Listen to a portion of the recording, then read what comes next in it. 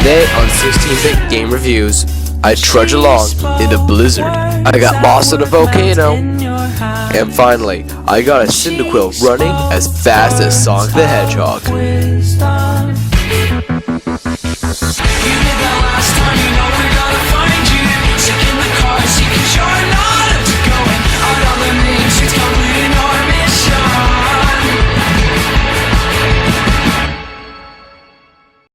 Hello and welcome! I want to start today off with Pokemon.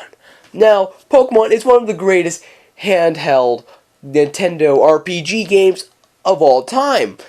But it is one of the slowest game series to adapt to a new system.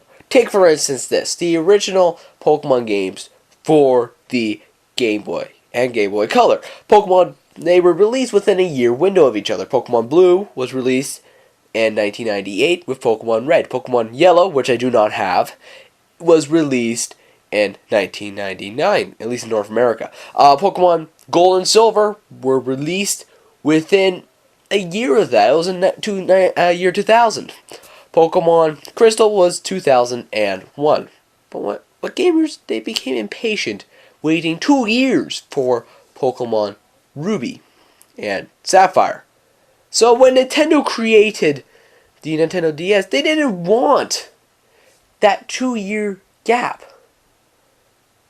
So they created a spin-off games. They made 2 spin-off games. The first was Pokemon Trozei, and it was rubbish. Well, how about the second one?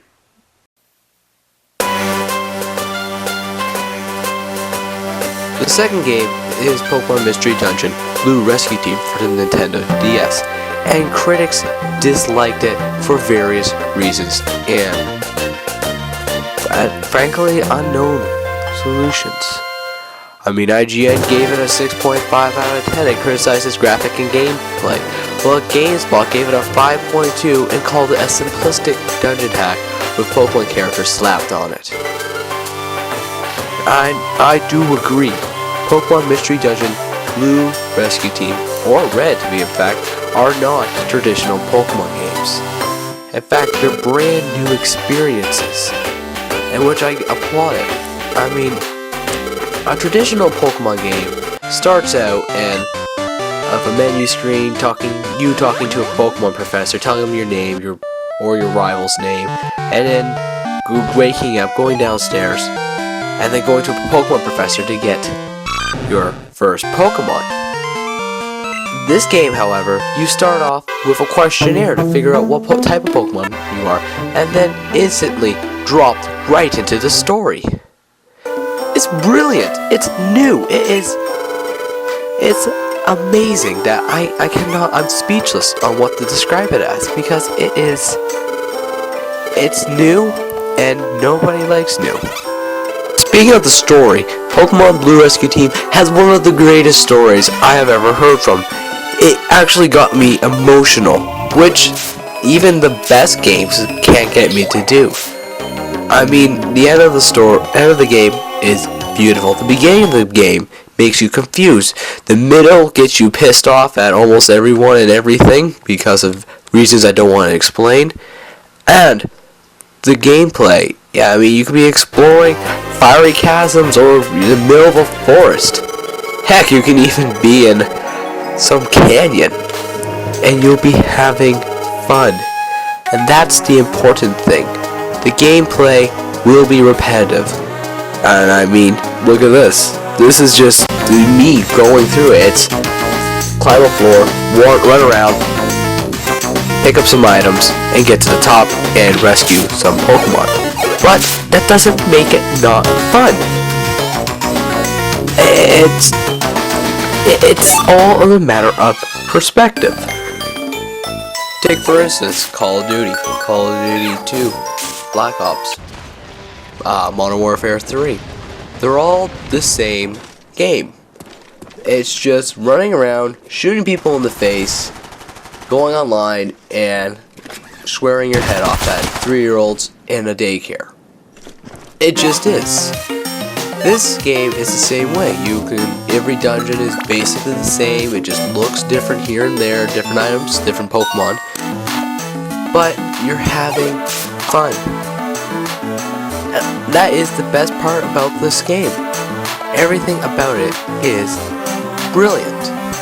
The controls are nice and smooth.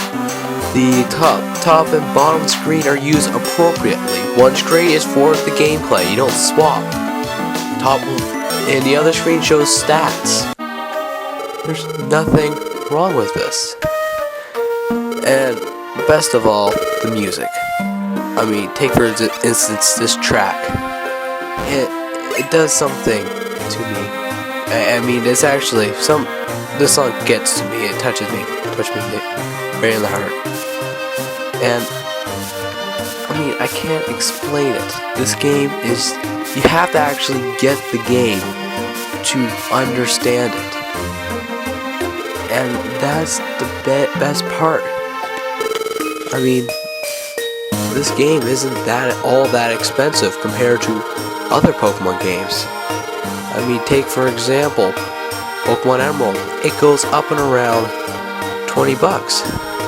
However, Pokemon Blue Rescue Team, it goes for about $10 Canadian. And that's excellent. I mean, I have never seen a Pokemon game with such an excellent story, such a beautiful music, and excellent gameplay, which makes me want to replay it even after the story is done. That's the best bit about this game. It's cheap, it's fun, and you know what? It is worth it. It's worth the $10. I mean, think about it. Call of Duty Modern Warfare 2 is $20, and plus a little bit more for the online. This $10, endless hours of gameplay, especially the 99 floor dungeons, which you'll see after the game's ended.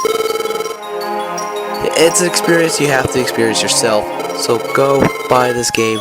If you don't, you're missing out. I mean, you seriously are missing out on this beautiful experience. That's all I can say about it.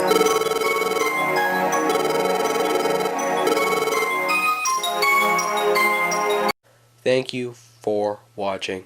Now, I'd like to remind everyone that all the games you see up on the show, which I review, are up on eBay. And usually, mine is the cheapest. I like to ask people to go to my website at 16bitvideogamestore.com, follow us on Facebook, like us on Twitter, etc. Next week, I'm going to be doing Sonic Generations, which is a brilliant game. Until then, thanks for watching.